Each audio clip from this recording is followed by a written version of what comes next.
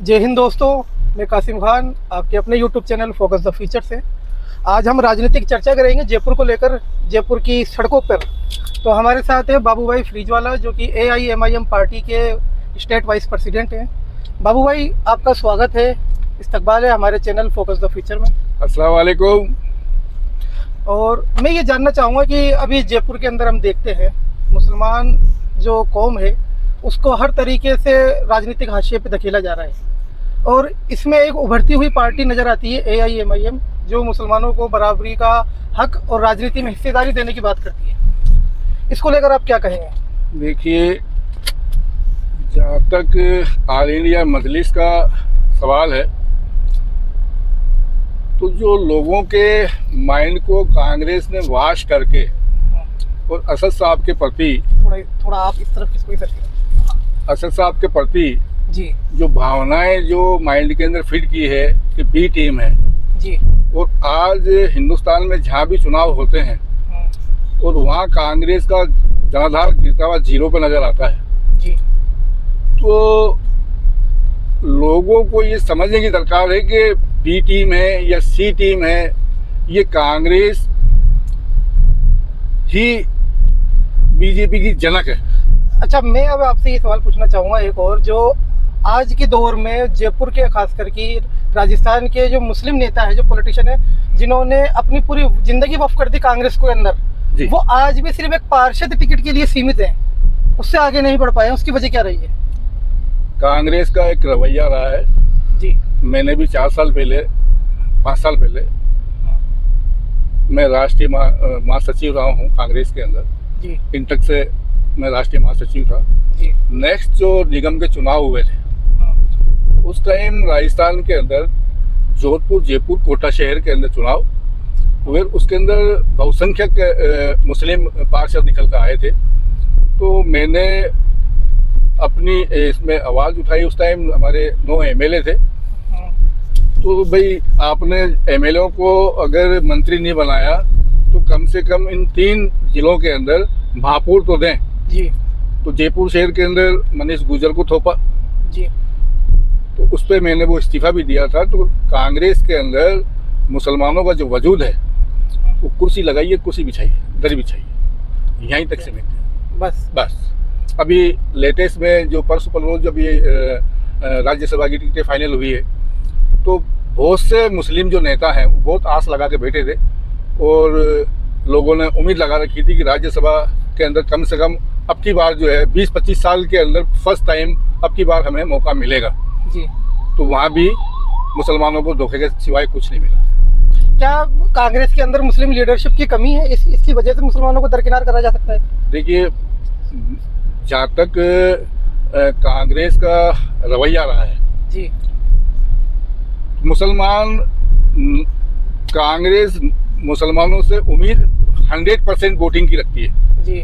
मतलब वोट तो चाहिए जी, लेकिन इनको कोई पद और गिनती की सीटें मिलती हैं, और वो भी जीत जाए तो उनका भाग्य, वो MLA रहेंगे, मंत्री फिर नहीं बनते। ओके।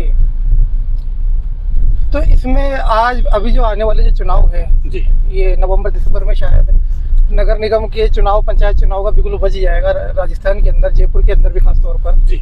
इसमें जो कांग्रेस के अंदर बैठे हुए मुस्लिम पॉलिटिशियन हैं जी, जिनकी सोच, मैं खुद कहता हूँ ये चार चीज़ क्लियर कह के कि उनकी सोच पार्षद से ऊपर है भी नहीं, लेकिन अगर उनको पार्षद की टिकट नहीं मिलती है तो क्या MIM उनको लीडर बनने का मौका देगी? देखिए, ये जो टिकट का जो मसला है जी, ये हमारी एक जो हमारे प्रदेश अध्यक्ष जनाब जमील खान साहब हैं जी, वो इस पे डिस्कस करेंगे जी, और उनकी अनुमति के बिना ऐसा नहीं होगा। लेकिन हमारा जहाँ तक सोच है जी, और जहाँ तक जमील साहब की सोच है, तो जो जमीन से जुड़ा हुआ हमारा कार्यकर्ता, पहले हम उसको टिकट देंगे। ओके।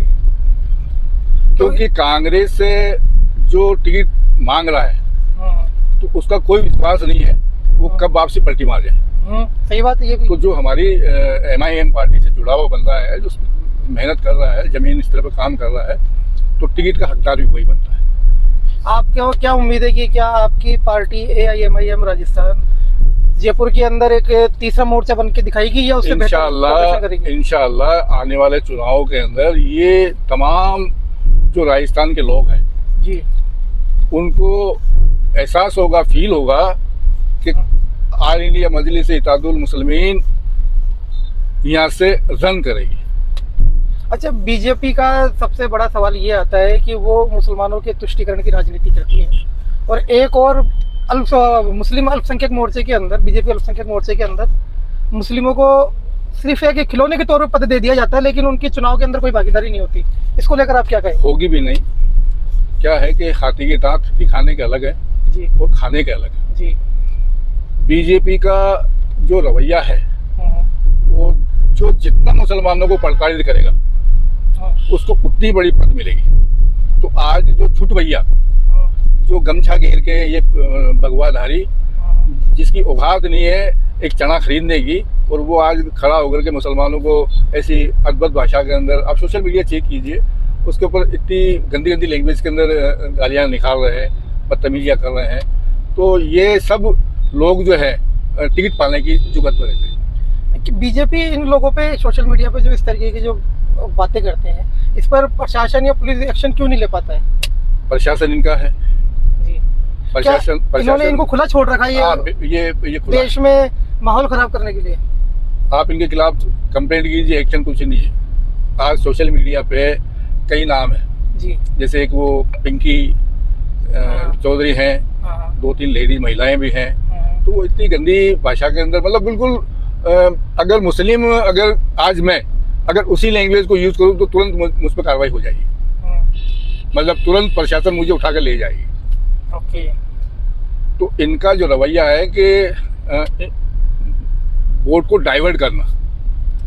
क्या ये लोग जो अभी जो सोशल मीडिया पर नफरत फैलाने का कंटेंट बना रहे हैं, अगर सरकार बदलती है तो क्या आपको उम्मीद है कि वो इन पे कार्रवाई करेगी?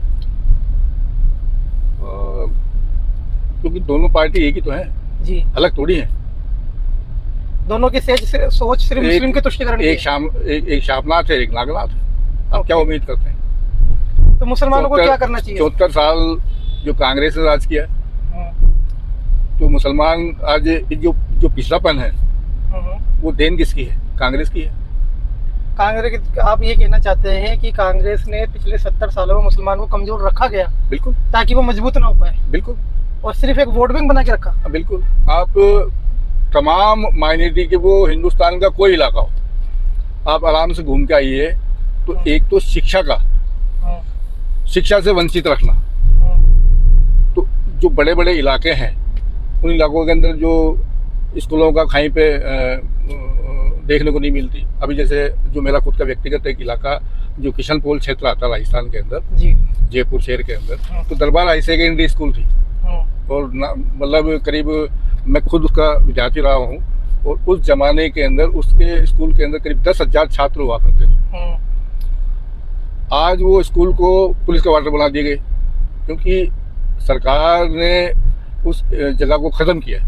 अच्छा, आप ये कह रहे हैं कांग्रेस की गवर्नमेंट थी, उसने शिक्षा का स्तर ना बढ़ पाया मुस्लिम एरिया में, इसलिए उस स्कूल को खत्म किया। बिल्कुल।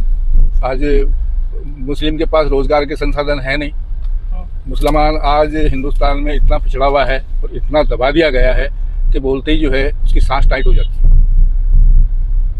तो ये आवाज उठाए तो कौन उठाए? अच्छा, इससे उभरने के लिए हम क्या कर सकते हैं? क्या कदम? संगठित होना पड़ेगा हमें, एक जाज़म पर आना पड़ेगा, एक नेता मानना पड़ेगा। और आज हिंदुस्तान के अंदर जब बड़े बड़े उलमाओं ने, बड़े बड़े आलिमों ने हमारे ऑल इंडिया मजलिस इत्तेहादुल मुस्लिमीन के राष्ट्रीय अध्यक्ष जनाब असदुद्दीन साहब को जब नेता मान लिया है, तो हमको एक जाज़म पर आ जाना चाहिए। बहुत बहुत शुक्रिया बाबू भाई, हमें वक्त देने के लिए और हमसे जयपुर की गलियों में चर्चा करने के लिए। जनाब, ये थे हमारे साथ AIMIM राजस्थान के उपाध्यक्ष बाबू भाई फ्रिजवाला। अगर आपको वीडियो पसंद आई हो तो वीडियो को लाइक कीजिए, कमेंट कीजिए, हमारे चैनल को सब्सक्राइब भी कीजिए। मिलते हैं आपसे अगली वीडियो में। शुक्रिया, जय हिंद, अल्लाह हाफिज़।